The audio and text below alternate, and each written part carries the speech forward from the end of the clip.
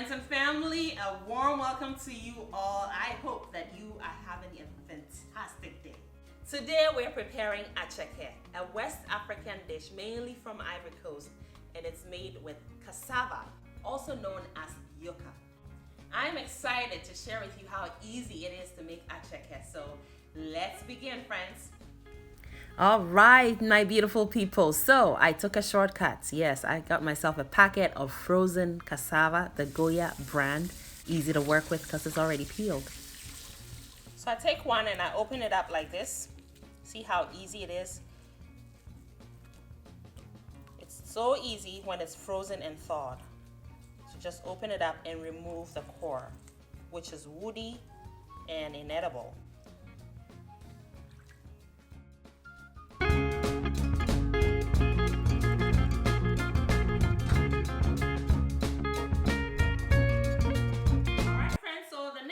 Is to cut these up into small pieces so they can fit into the food processor.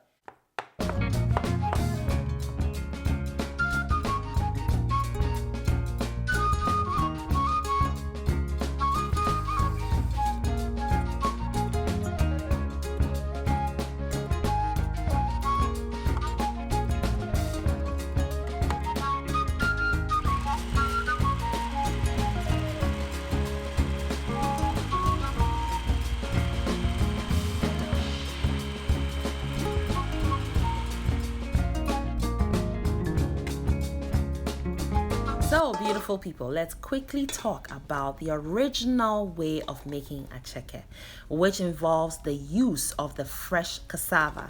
They peel them first, okay, cut them into little pieces, take them to the mill where it is processed into a paste, and then they wring out all the juice from the paste, all right, and then they spread it out to kind of dry it a little bit, still damp, and then they put them into bowls and toss them up and down to form little pearls, so there's texture in the acheke. Now in this case, as you have already seen, we are nearing the end of the production of our acheke, and yet there isn't really production happening here because we have taken the arduousness out of this preparation, which is win-win for me. I know you will love preparing your acheke, fresh acheke from the scratch this way. So I have poured the mixture into the cheesecloth, wrung it out, so now it's nice and damp and with a ton of texture already. So I have this basket tray which I have lined with the cheesecloth to make for easier removal of the acheke after it's sun bathed. Now take a look at the texture. You want it to be nice and crumbly, and you can see there is some coarseness happening. All right, they already look like pearls. We're going to spread it out onto our tray before it goes out to sunbathe. We don't want it to dry completely outside. You can also leave it to air dry inside if you don't have the sun where you are. This is ready to go outside in the sun. What we're looking for, friends, is for it to dry slightly, leaving a little bit of dampness, maybe 30% of dampness in there. So as I take a fistful of it, I still feel some dampness in my palm. That's what we're looking for. All right, friends, so our acheke is back inside from sunbathe. Take another close look, beautiful people, at this semi-dry acheke mixture.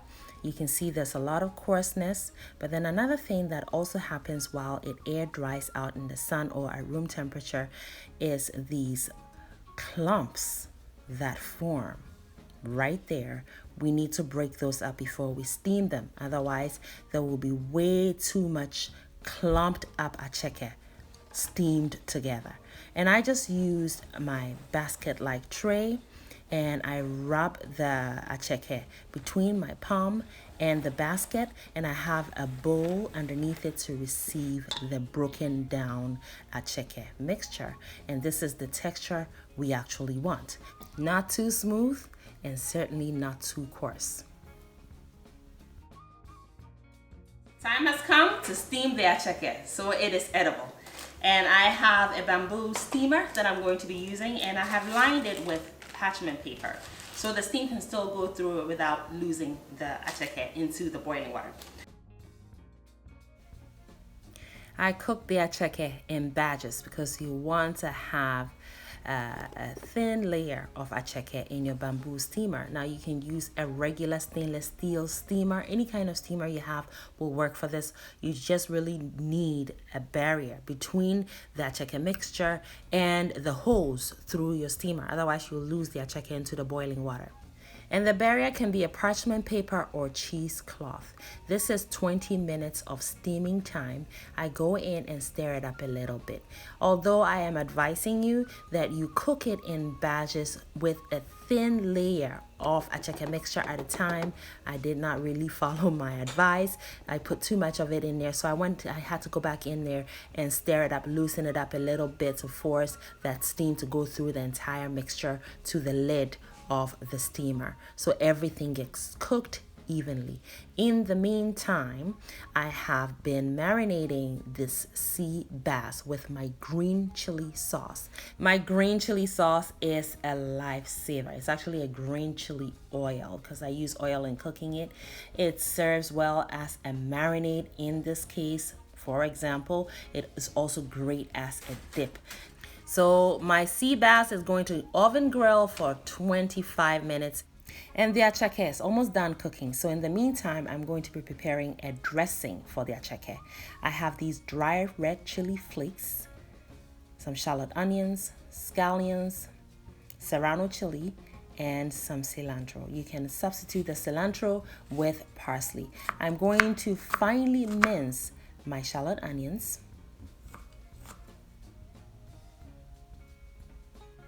And for the Serrano chili, which is going to bring us that fresh chili kick, I'm going to just cut it on the bias and finely chop my scallions. And for the cilantro, all I do is just pick the leaves from the stalk. Done. Now I have the skillet on low heat because what I intend to do here is extract the flavor of my prepped fresh ingredients. I pour in the shallot onions, scallions, the Serrano chili, and I also add the red chili flakes. The red chili flakes will also give us a kick, but a more developed kind of kick. So that's also necessary here. I'm going to be seasoning with all-purpose seasoning and give it a stir. You're going to cook this on a low heat. What you want is a gentle sizzle. That's how to extract flavors from fresh ingredients.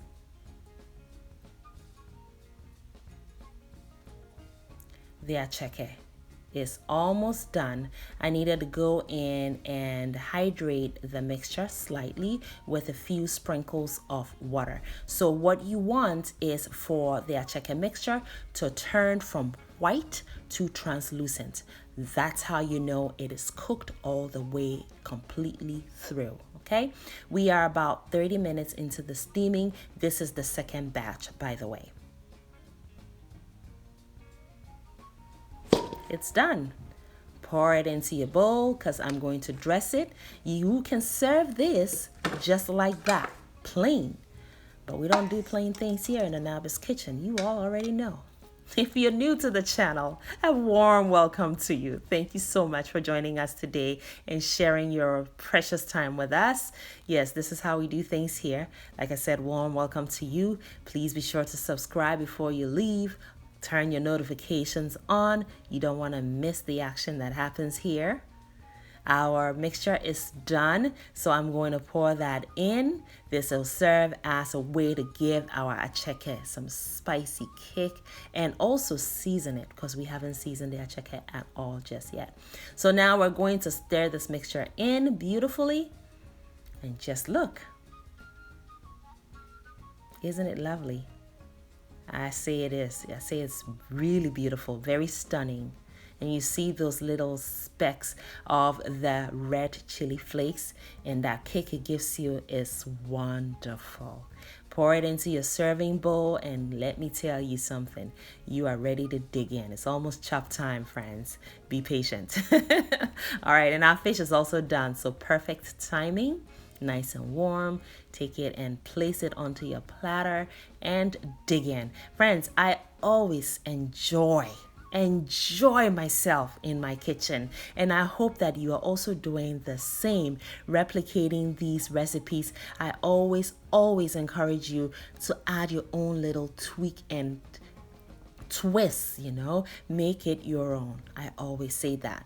It's the only way you'll have so much fun in that kitchen. So pour the vegetables on there as well. They are so crunchy and just perfect. And now I'm using the cilantro as a garnish. Yes, on the fish and vegetables as well as the acheke. And I also have some of my green chili oil or chili sauce on the side. And that is almost all she wrote, friends. Acheke is typically served with either grilled fish or fried fish. And then there is a sauce, a chili sauce or gravy.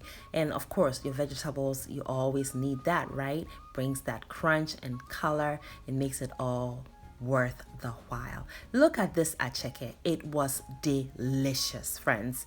If you want to have that fermentation taste in there, all you have to do, friends, is, because this is the quick, easy peasy kind of acheke preparation, you can drizzle in a little bit of apple cider vinegar or white vinegar and you are good to go. Look at this plate.